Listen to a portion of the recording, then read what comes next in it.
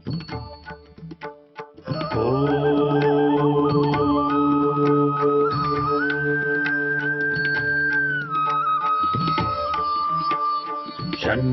मित्रः शं वरुणः शन्नो भवत्वर्यमा शन्न इन्द्रो बृहस्पतिः शन्नो विष्णुरुक्रमः ॐ शान्ति शान्ति शान्तिः।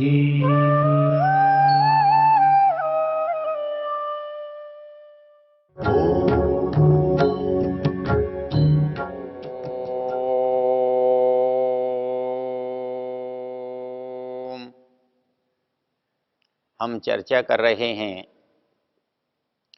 पुरुष सूक्त के 5वें मंत्र की, और हमने उसमें देखा है कि परमेश्वर जब सृष्टि की रचना करता है तो उस रचना में जो पहली चीज बनती है वो क्या है। हम जब सृष्टि की रचना के बारे में दर्शनों में, उपनिषदों में और दूसरे शास्त्रों में जो थोड़ी थोड़ी चर्चा देखते हैं, वहाँ पर मूल जो कारण है उस सारे को समझते हुए हम अनुभव करते हैं कि कुछ चीज़ ऐसी है जिससे कोई चीज़ बन रही है।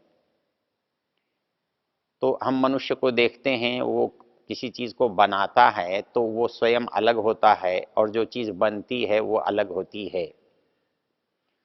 और जो चीज़ बनती है उसका कुछ न कुछ उपयोग होना चाहिए, वो किसी के लिए बनती है। तो एक सहज जो संबंध है, एक क्रम है, वो हमको दिखाई देता है।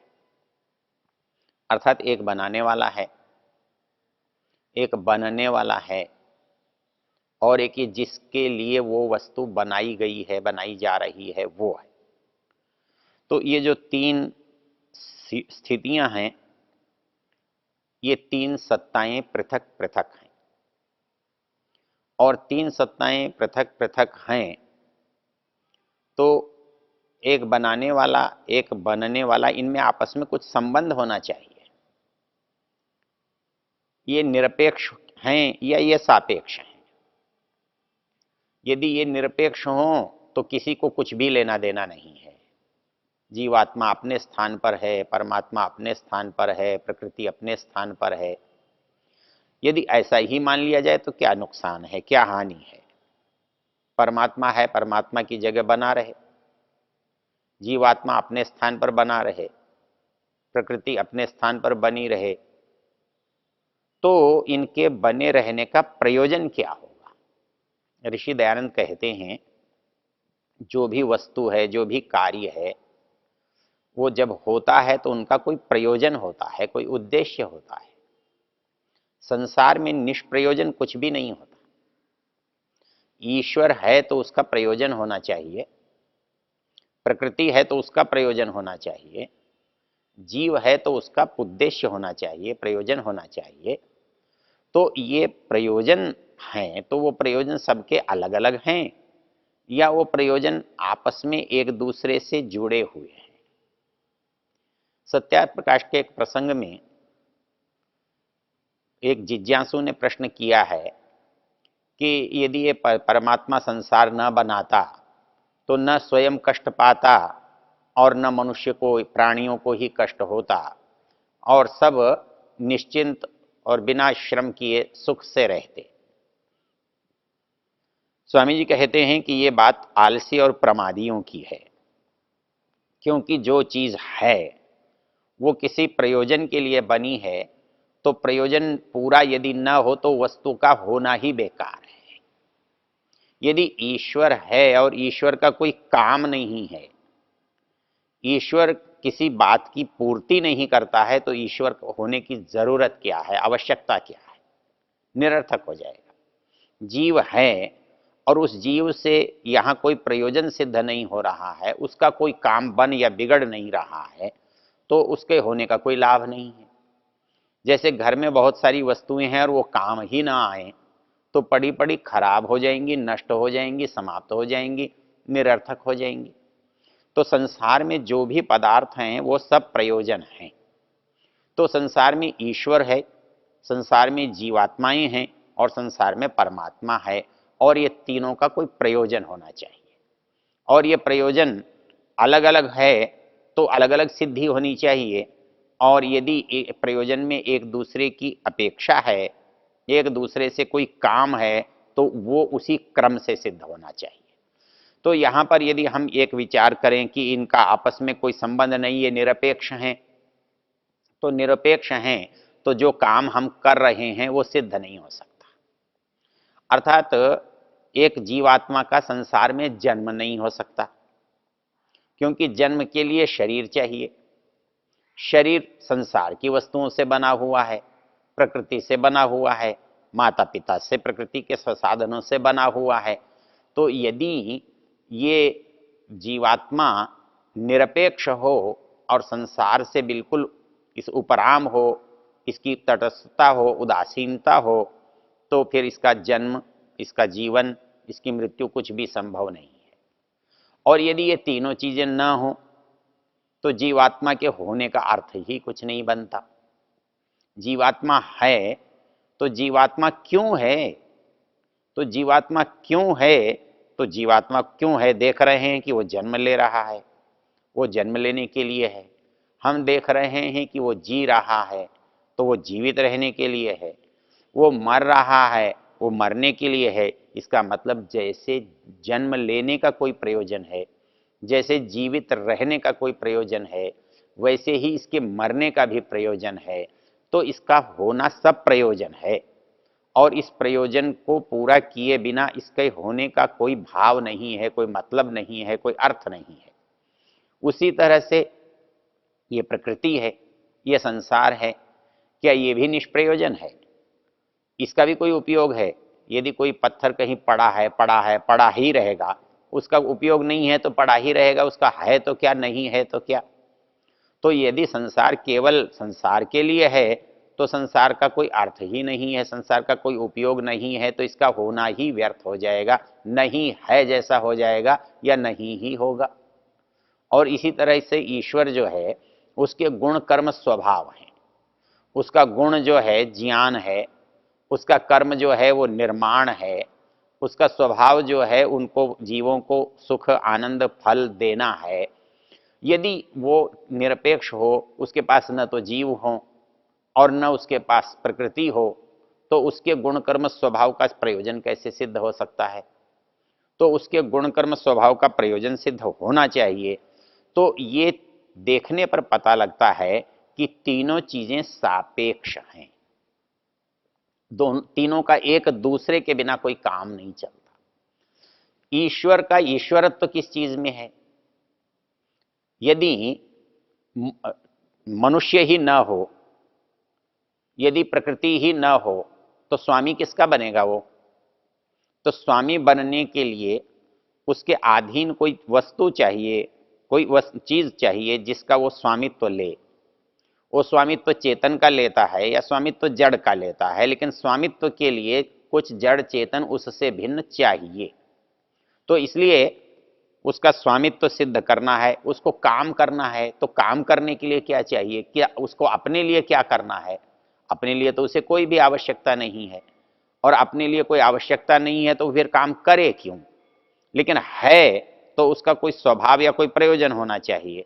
वो प्रयोजन यदि है, उसका अपने लिए कोई काम नहीं है, तो वो दूसरों के लिए करने वाला होना चाहिए। वो दूसरों के लिए भी क्यों करने वाला होना चाहिए, ये बात हमारे सामने आती है। तो ईश्वर का भी प्रयोजन है, मनुष्य जीवात्माओं का भी प्रयोजन है, और सृष्टि का भी प्रयोजन है। और ये प्रयोजन एक दूसरे से मिलकर पूरा होता है। यहां पर एक प्रश्न का उत्तर और छिपा हुआ है।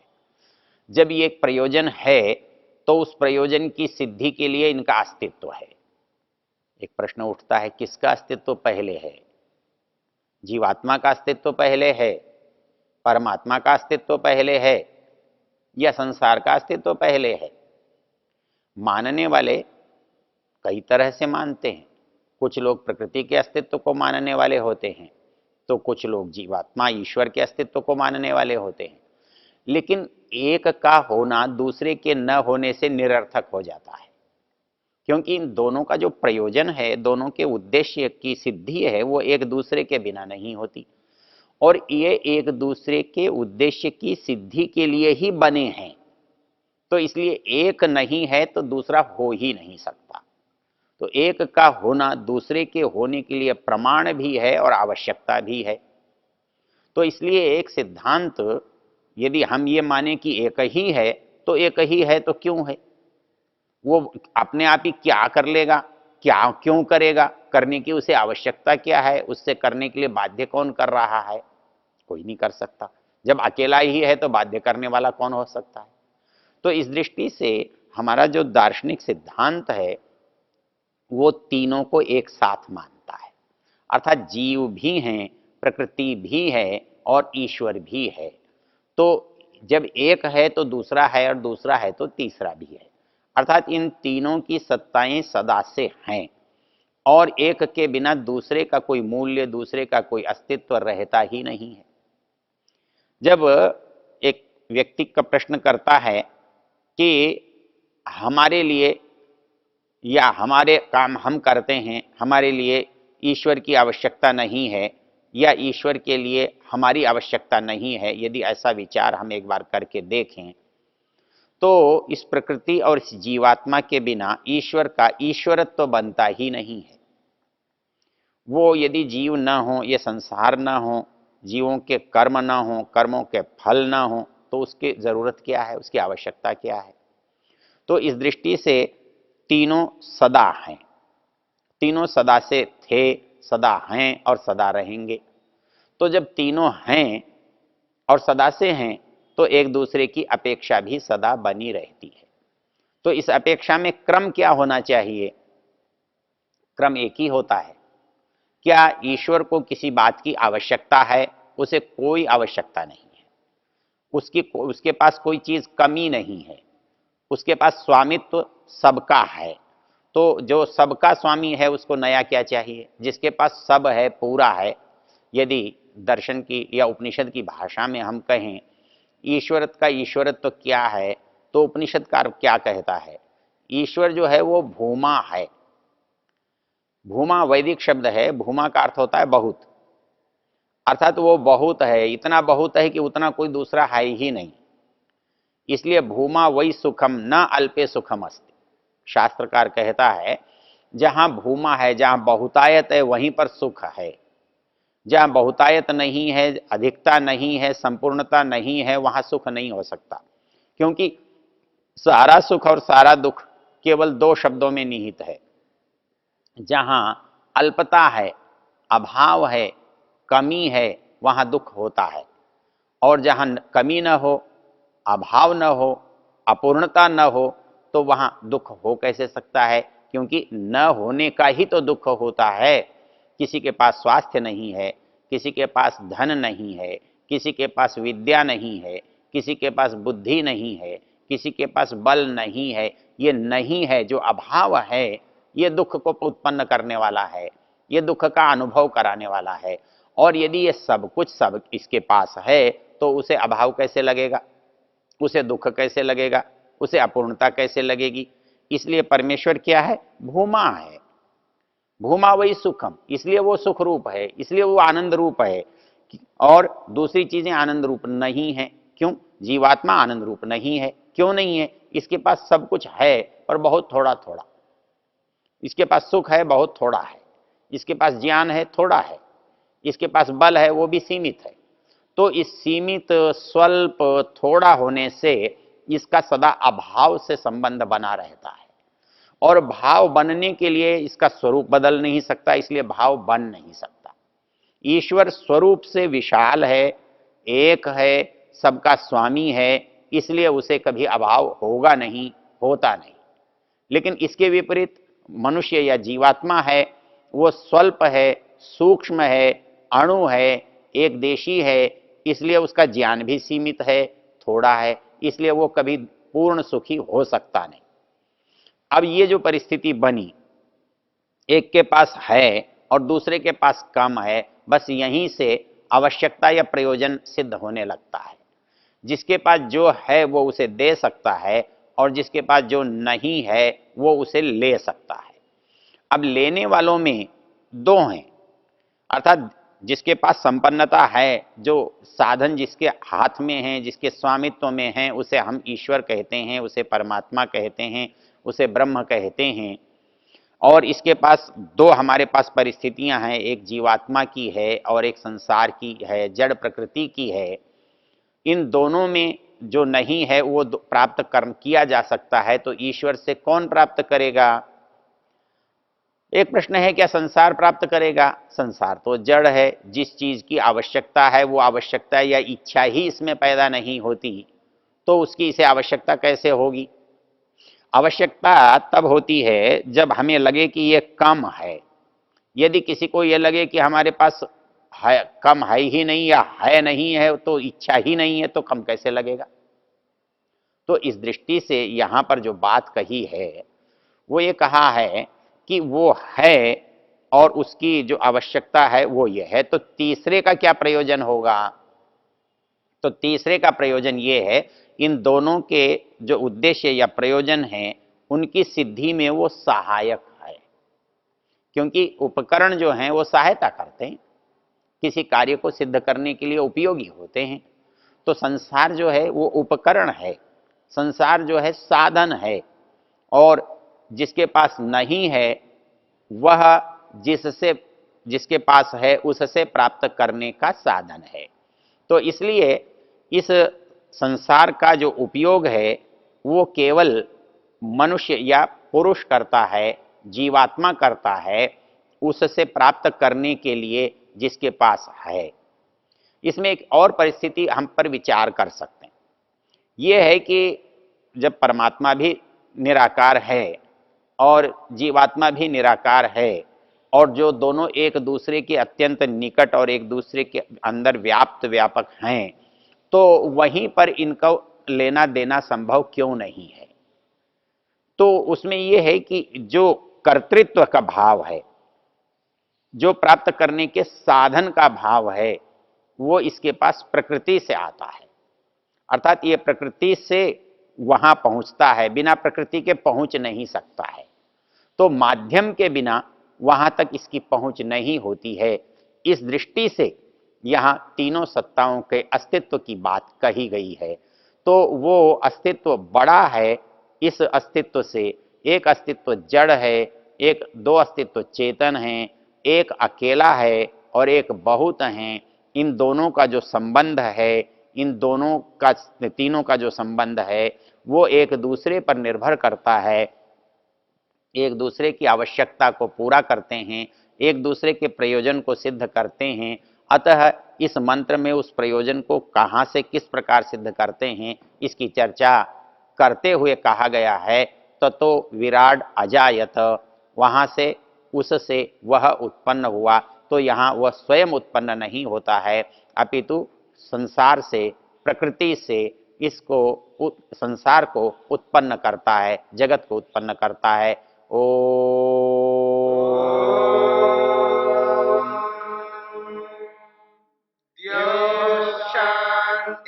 शांतिरंतरिक्षं शांतिर्पृथिवी शांतिरापः शांतिरोषधयः शांतिः वनस्पतयः शांतिर्विश्वे देवा शांतिर्ब्रह्म शांति सर्वं शांति शांतिरेव शांति क्षमा शांतिरेधि।